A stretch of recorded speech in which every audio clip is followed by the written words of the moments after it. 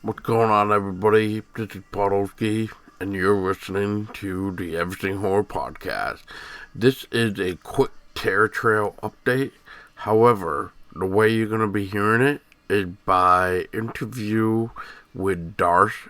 He interviewed me, and, well, I just wanted to take this quick chance to say that there's a question where I told him that I may have to postpone filming until next year.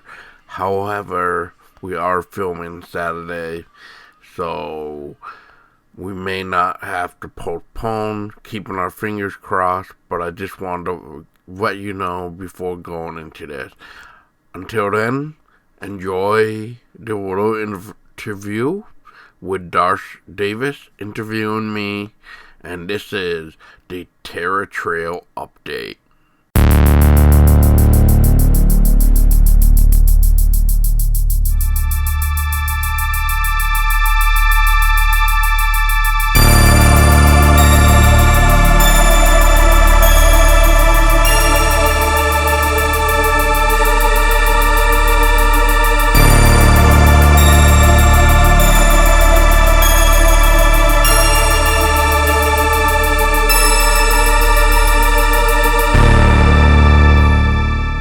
Hello, Paul. I thank you for taking time to talk with me about Terror Trail. Please tell us about what inspired you to be a filmmaker, especially a horror filmmaker. First off, Darsh, thank you for having me. Um, you see these horror shorts online that are made by cell phones, and sometimes they're not as good, or some are good enough that you can't really tell it was a phone. And I actually had the passenger visualized in my mind for years of how I'd make it into a film. So I guess one reason was because no one really knew the story. Two, I honestly forgot how I came to know the story itself. But like any ghost story, it can be made up or lost, rechanged with additions or takeaways. And originally, the passenger was going to be all cell phone made. And then it changed to parts cell phone and the rest is camcorder. And for your last question, why horror? Why not horror? You can learn so much from horror, from defending yourself, how to survive, what you can do to prepare yourself in a situation, plus old tales can be brought to life. The area featured in the film is infamous for missing people. So, aren't you or your crew afraid of filming there? What kind of measures for safety against animals or navigation are you all taking? Yes, as much as that is true about missing people, luckily for us, there hasn't been any missing people there currently as we know of. But with that being said, maybe there is, but no one has really wanted to report it. So for our safety precautions, we aren't really using the full-blown location. We're only using just like the entrance, the parking lot, and a little bit of the trail itself. It gets so heavy with people really that on days that we just needed to find a place somewhere and possibly private land, which we did. And that's going to be also part of the film. So parts of Terror Trail will be from the actual location, while the other scenes will be from a private residence. What kind of horror are the Terror Trail short films aiming to provide? Terror Trail aims to basically look at them like the missing 411 cases, because how could people who know the area, and some being in shape and others that just want to go out and just hunt and whatnot, just disappear all of a sudden? Even if it's like just not that far into the woods.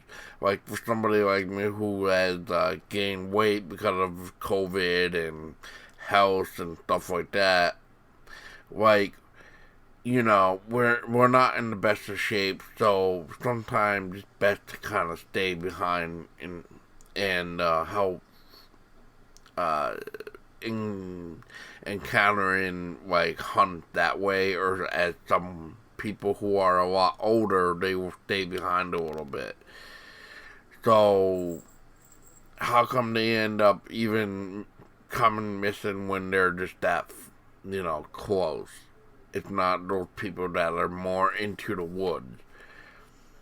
So we want to basically open up people's minds into the world of cryptids and the idea of the fact that we aren't always alone in the woods.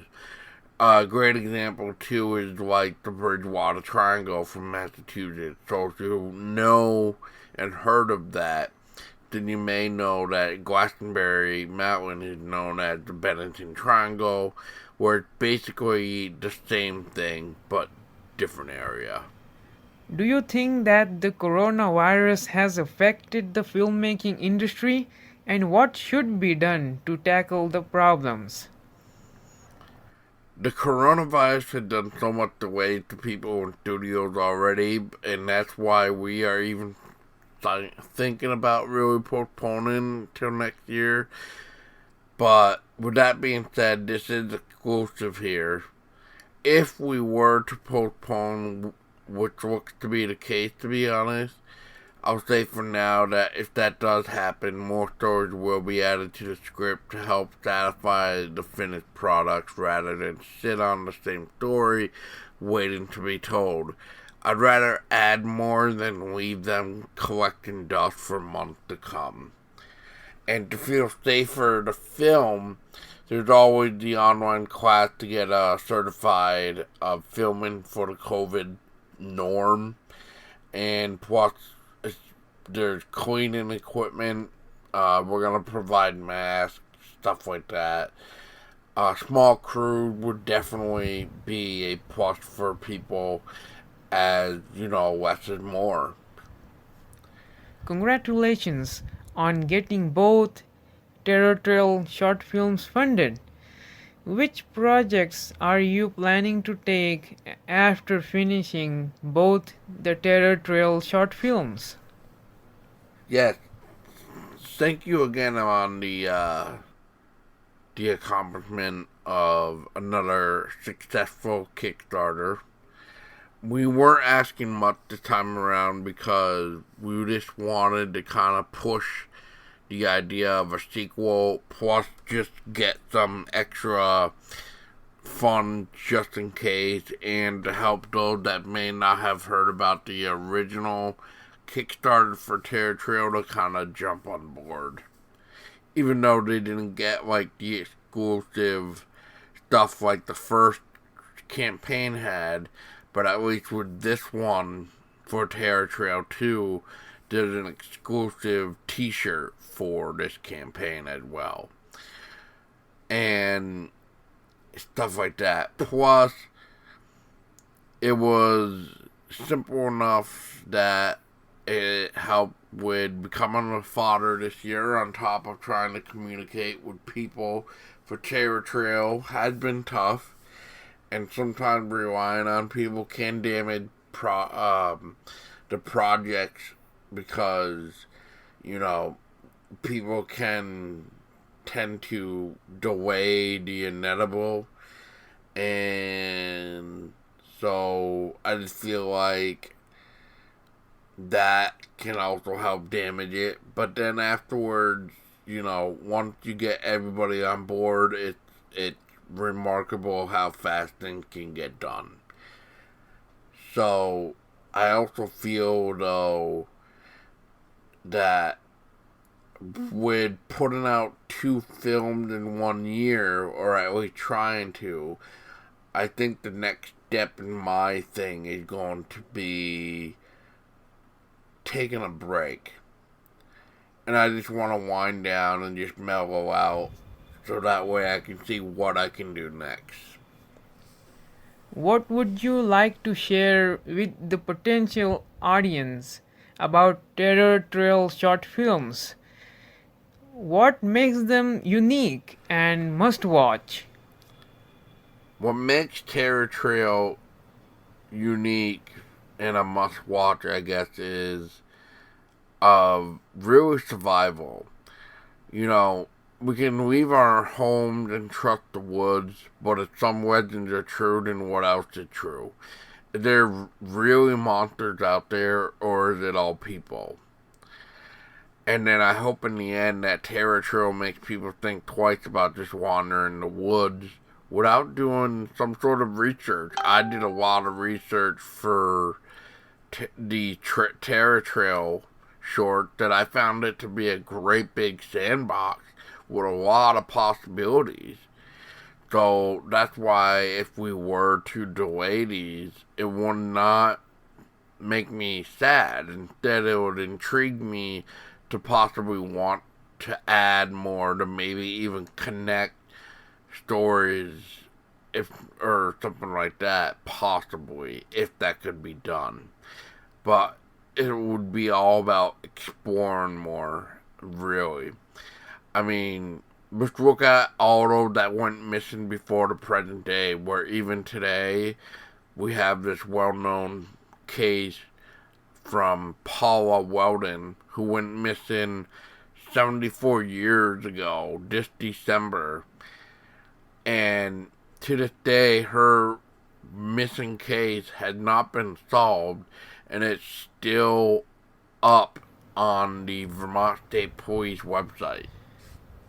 In the end, I thank you for your time and for answering all the questions, Paul. Wishing your films a huge success. There you have it, guys. That was the little interview with Darth Davis and I, and I hope you enjoyed it. And for your final treat for the update, this is just a taste of what to expect for the Terror Trail music. Until next time, stay scary.